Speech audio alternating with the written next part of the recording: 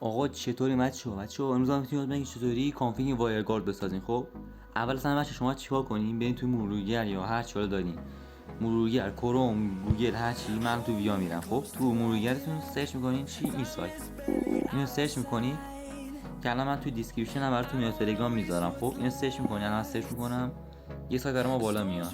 خب این سایت برای ما بالا اومد. توی این سایت انواع سرورها هست، میبینید. من حالا مثلا مثلا آلمان انتخاب میکنم، سلکت بشه لوکیشن اون پایین رو میزنم اینجا، مثلا این پایین میزنم کریت، میبینید دوباره میزنم کریت، اینجا یه اس بزنید، اینجا مثلا میزنم نیما، نمیدونم یه عدد میزنم اینجا. بعد اول خود سایت رو وارد کنید sshmax.com، آیمنات ربات هم میزنید. خب کریت نه رو میزنید.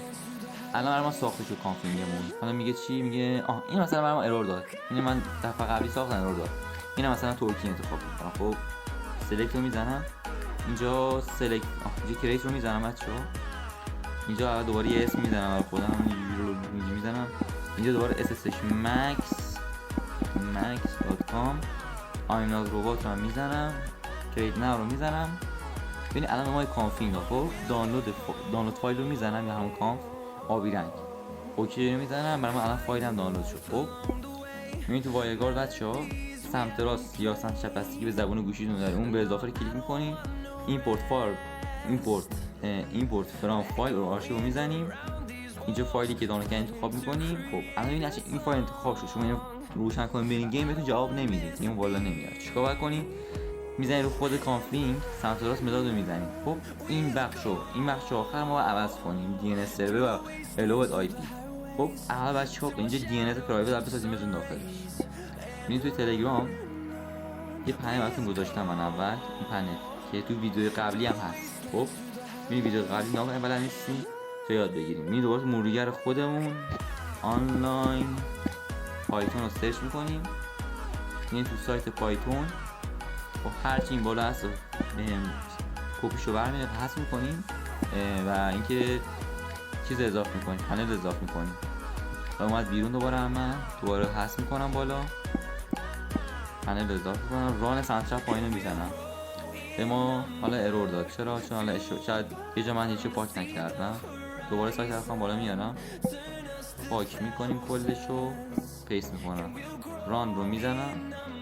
خب الان به ما دی ان اس داد، دی ان اس نصفی که انتخاب میکنم. به عنوان مثال اینو کپی میکنم، چیکار میکنم؟ بچه‌ها این میبندم، میذارم اینجا تو بخش اول. بچه‌ها این 4 تا 1 پاک میکنیم، 10 202 10 تو این بخش میذاریم. تو بخش پایین هم دوباره این 000 رو پاک میکنیم، این 5 صفر اول دی ان که ساختیم رو میذاریم.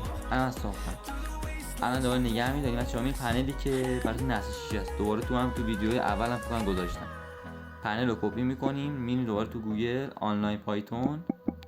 آنلاین پایتون سرچ میکنیم.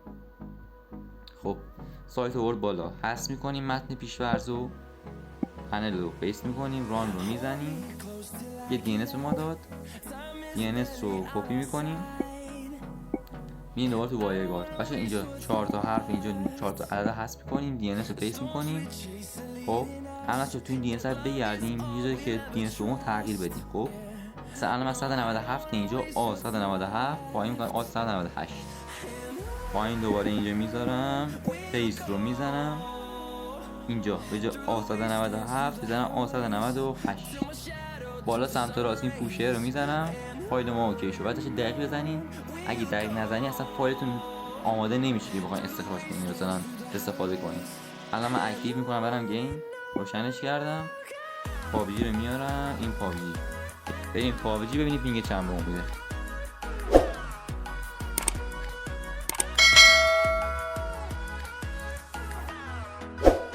خب الان ما گیم آورد بالا، دیدین که چقدر راحت گیم آورد برامون. پینگ لابی 100. بازم میگم بچه‌ها پینگ لابی اصلا مهم نیست. من با سرور ترکیه اومدم میدلیس پینگ 57 میده، نه اصلا مهم نیست. برید تی دی ام تست کنید، آن رنگ تی دی ام استارت میکنم ببینم پینگ چند بهم میده. خب الان من تی دی ام رو استارت کردم، ببینید که پینگ چند بهمون میده. وایرگارد دیگه ساختیم. خب این گیم. خب پینگمون هرچی میبینیم پینگ 48 60. و اینکه بچه‌ها دیگه همین دیگه رجسترش هم اوکی عالیه. خلاصه بزنین کیف کنین دیگه. پینگ هم زیر 60 36 نمای پینگ 36 الان من یکم دیگه وایت هم نگین اول بازی و نه پینگ بالا نکنین.